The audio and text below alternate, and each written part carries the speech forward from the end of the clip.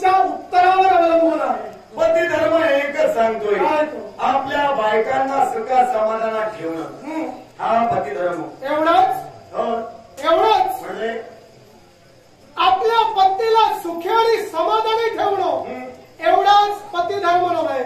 मग या पुढे सुद्धा पती धर्म आहे. कोणता? आणि तो कोणताच आहे. आपल्या पत्नीच्या इच्छेसाठी, आपल्या पत्नीच्या मान सन्मानासाठी झटणं हा सुद्धा एक पती धर्म आहे. दक्ष प्रजापती मान सन्मानासाठी झटणं हा पती धर्म आहे. मग तुम्ही तिचे बाप आहात, तुम्ही इथं आलात ते केवळ न्यायासाठी आला. या विश्वाचा निर्माता दक्ष प्रजापती आमच्याजवळ न्यायासाठी आलाय. अचंब मनात वाटला. का म्हणून? आता तुम्ही न्यायासाठी आलात म्हणून राधा कृष्ण तुम्ही तुमच्या पोरीच्या मायेसाठी सुद्धा इथं आला असाल. पण प्रजापती पत्नी धर्म काय सांगतो? पत्नी धर्म एकच सांगतो का आपल्या पतीच्या आज्ञेप्रमाणे वर्तन ठेवणं. पण पती जर योग्य मार्गाने चालत असेल तरच, नपेक्षा प्रसंगी स्वतःच्या अस्तित्वासाठी स्वतःच्या पतीला प्रतिकार करणं हा सुद्धा पत्नीचा धर्म. प्रजापती तुम्ही बोलता बोलता बोलून मोकळे झाला. काय म्हणून? पत्नीचा धर्म असा सांगतो की आपला नवरा धर्मानं वागत असेल तरच. होय ना? मग मी धर्म काय केला? एकच. मला सांगा, तुमचा विवाह जो झाला तो किती कन्येशी झाला? 27. होय ना? मग या 27 कन्येशी जर तुमचा विवाह झाला असेल तर ज्याप्रमाणे या रोहिणीवर तुम्ही प्रेम करता, ज्याप्रमाणे तुमचा स्वतःचा अवधी या रोहिणीला तुम्ही देता, मग तोच न्याय इतर 26 स्त्रीच्या बाबतीत का होत नाही? प्रजापती छान प्रश्न विचारला. म्हणे मी 26 जणांवर दुर्लक्ष करतो. तुमच्या बायका किती? 2. होय ना? निश्चितच. तुमचं प्रेम कुणावर आहे? दोघांवर आहे. मग विरणी प्रजापती विरणी यांची कन्या विरणी होय ना? निश्चित. मग तिलाच मुलं का झाली आणि तुमच्या दुसऱ्या बायकोला मुलं का नाही झाली? संतान होणं हा ज्याच्या त्याच्या नशिबाचा भाग झाला. आणि राहिला प्रश्न माझ्या संतानाचा, तर सांप्रतच्या क्षणी मी जो इथं न्याय निवाडा करण्यासाठी आलो माझ्या कन्याच्या बाबतीत आहे. राजा प्रजापती राजकारणाचा नव्हे तर बापाचं एक तत्व आहे. कन्या दिली तिथं ती मेली. होय ना? मग ज्या तुम्ही तिथं माझ्याशी लग्न लावून दिलात त्या तिच्याशी तुमचा संबंध काहीच नाही. आता ज्या काही आहे ते चंद्र नक्कीच करत राहता राहिला प्रश्न यांच्यावर मी लक्ष देत नाही असं तुम्ही म्हणता. मी तुम्ही जी उत्पत्ती करता आहात ब्रह्मदेवानी विश्वाची केवळ उन्नती व्हावी, या विश्वाचा विस्तार व्हावा म्हणून तुमच्यावर जबाबदारी दिली. परिपूर्ण सत्य. तुम्ही सारे बंधू ही जबाबदारी पूर्ण करता आहात आणि विश्व विस्तारासाठी तुम्ही तत्पर राहता आहात. नक्की? निश्चित. मग असं असताना देखील तुम्ही तुमचं कर्तव्य पूर्ण करता आहात. त्या विश्वासाठी तुम्ही आहात की एकासाठी तुम्ही आहात? मान्य. जे मी करतो हे विश्वकार्य आहे, अर्थात मी या विश्वासाठी आहे.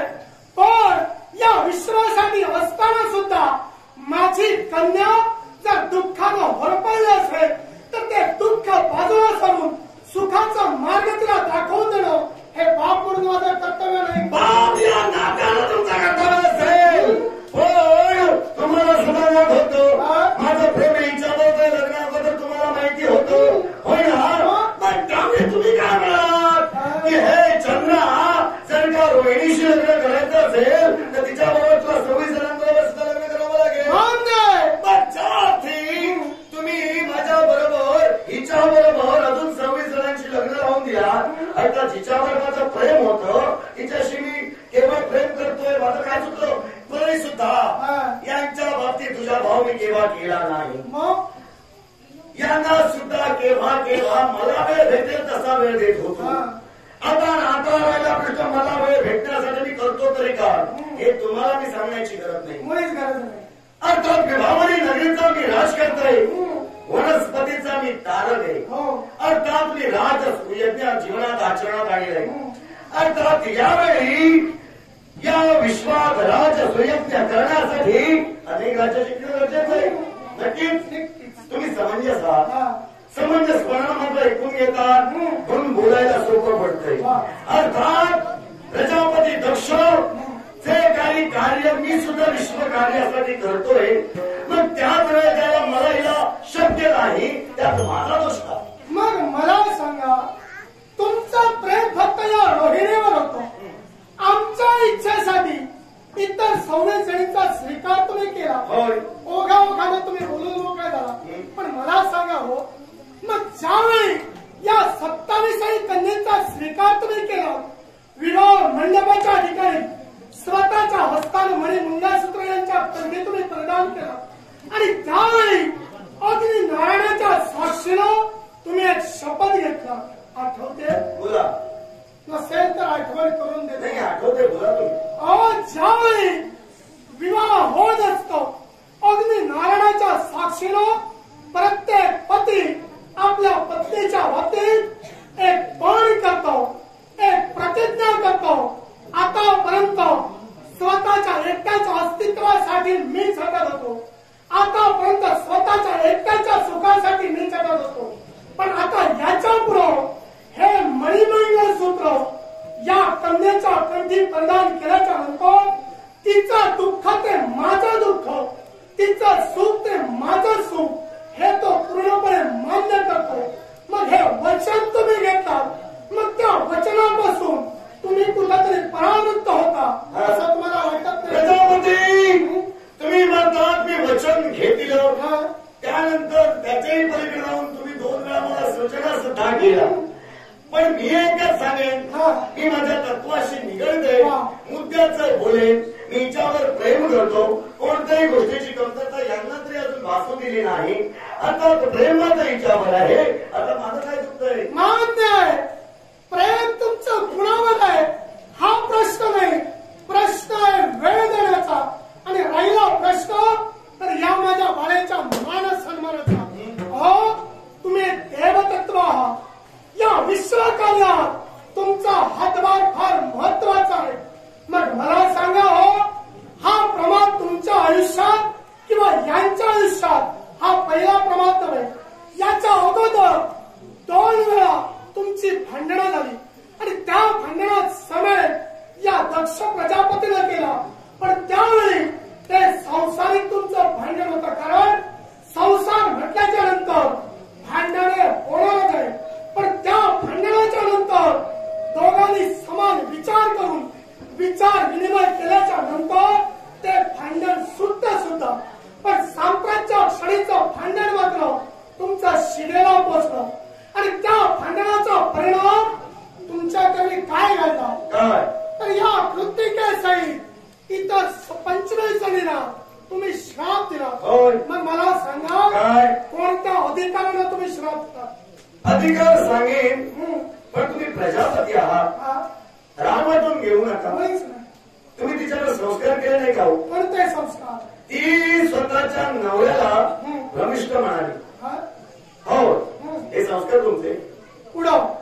त्याच्या पलीकडे जाऊन मग माझ्या संयमाचा बंधारा फुटला. अर्धांगिनी कुणाला म्हणतात? पतीचं अर्धांगामध्ये अर्धांगिनी. होय ना? मान्य. होय ना? मान्य. कसा असताना पती आपला कसा वाटतो याच्यापेक्षा तो विश्व कार्य करतोय हे प्रत्येक स्त्रीला मानणं गरजेचं आहे. आता राहिल्या प्रश्नाच्या वागणुकीचा, तर हिला जो काही वाद माझ्याशी घातीला हा केवळ पती पत्नीचा नसून हा केवळ वेगळाच वाद मला वाटला. नाही असतो वादांत शिळा बसलो, दोघांचाही विरोध झाला, नाईलाज माझा झाला, आणि म्हणून मी श्राप दिला. काय चुकलं माझं? मग मला सांगा, तुम्ही एक देवतत्व आहात, होय ना? आता हे भांडण जे पेटलेलं होतं ते मिटवण्यासाठी मी आलोय. मी फार पेटवणार नाही, कारण पेटवण्याची मला गरजही वाटत नाही. कारण मी आल्याच्या नंतर माझं तत्व काय आहे हे तत्व मी कधी विसरणार नाही. मी सुद्धा आतापर्यंत माझ्या तत्वाला आणि माझ्या प्रतिमेला मी गालबोट लागू दिलेला नाही आणि ज्याच्या पुढे सुद्धा मी ते गालबोट लागू सुद्धा देणार नाही. मग आता हे भांड जर तुम्हाला मिटवायचं असेल, श्राप तुम्ही दिलेला आहे, उश्शाप शास्त्रात आहे प्रमाण प्रजापती दक्षिणा तद्वान शापाला उश्शाप हा तुम्ही दिलाच. थांबा आता मुद्द्यावर येऊया. काय म्हणालात? मी हिला शाप दिला, स्वतःच्या कन्येला दिला म्हणून तुम्हाला राग आला वाटतं, होय ना? मग तुमचे मुलगे हे 10,000 होते, बरोबर? त्यांना तुम्ही मार्ग सांगितला, त्या मार्गाने गेले. देवर्षी नारदाने त्यांना भक्ती मार्ग दाखविला, होय ना? मग नारदाला शाप काढला. एक लक्षात ठेवा, नारदाला जो मी श्राप दिला, स्वतःच्या कर्तव्यात त्याला आडकाठी आमच्या निर्माण केली आणि म्हणून आम्ही त्याला श्राप दिला. पण श्रापाचे काय दुष्परिणाम भोगावे लागतात याची पूर्ण कल्पना तुम्हाला सुद्धा आहे. कारण तुम्ही सुद्धा श्रापितच आहात. शापित कुणाचे? ऐका, साक्षात या विश्वाचा सुख करता दुःख करता तोच म्हणजे गणपती गजानन आणि त्याच गणपती गजाननाने तुम्हाला श्राप दिलेला आहे. आणि ऐका, ज्यावेळी गणपती गजानन मूषकावर आरूढ होऊन मार्गक्रमण करत होते, मूषकाचा पाय घसरला आणि त्याच वेळी गणपती गजानन त्या मूषकावरून खाली पडले. नभो मंडळात तुमचं वास्तव्य खटखदा हसू लागला आणि त्यावेळी साक्षात त्याच गणपती गजानन या चंद्रदेवाला श्राप दिला. याच्या पुढं भाद्रपद शुद्ध चतुर्थीच्या दिवशी जर कोणी या चंद्रदेवाचं मुखकमल पाहिजे त्याच्या जीवनात चोरीचा हार येणार आहे, हा श्राप दिलेला आहे. जरा थांबा, भविष्य सुंदर सांगितलं, मस्त. कारण तुमचीच कन्या पहिला शंकरांना दिली, बरोबर? पूर्ण सत्य. अजून शाप दिलेला नाही, भविष्यात केवळ तिला जाईल असेल. कळलं का? राहता राहिला प्रश्न, भविष्याच्या उदरात काय समावले हे मला तर यावेळी जाणून घ्यायचं नाही, होय ना? त्याला कदाचित वेळ असेल. कळलं का? अजून त्याला बराच कालावधी. अर्थात भविष्यात होईल ते भविष्यात पाहूया. अजून मला तरी कुणाचा शाप नाही. मग भविष्यात जे घडणार आहे हे तुम्हाला कळत असेल तर या शापाचे काय विपरीत परिणाम होतात हे तुमच्या नेत्रासमोर आले असतील. उशाप द्या, भांडण मिटवा. मग आता ज्या नारदाला तुम्ही शाप दिला, उशाप का नाही दिला? तो माझा वैयक्तिक प्रश्न. सुद्धा माझा वैयक्तिक प्रश्न. का म्हणून? तो का म्हणून? याला सुद्धा कारण आहे. एकच. ज्या 10,000 पुत्रांना मी जन्म दिला, कशासाठी जन्म दिला? तर या विश्वाच्या ठाई ज्यावेळी माझ्या अगोदर या विश्वात जीवांची निर्मिती होती ती फक्त 3च प्रकारे होती. आणि ती कोणत्या प्रकार असतील तर साधना, सामर्थ्य, दर्शन आणि स्पर्श.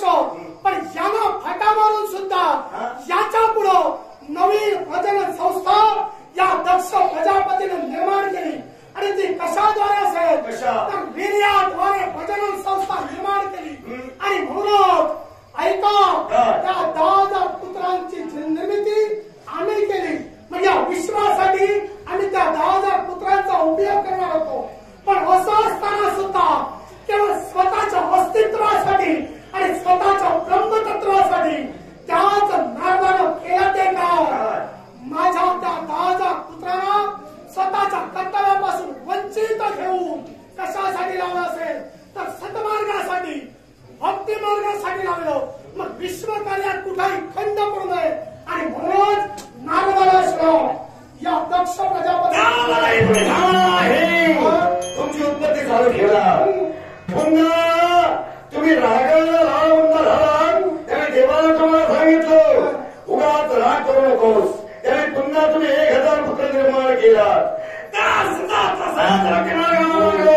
मग नारदाला तुम्ही शाप दिला काय हो? त्याने भक्तिमार्ग जीवनात आचरणाला दिला म्हणजे चुकीचं केलं का? नामदेव आहे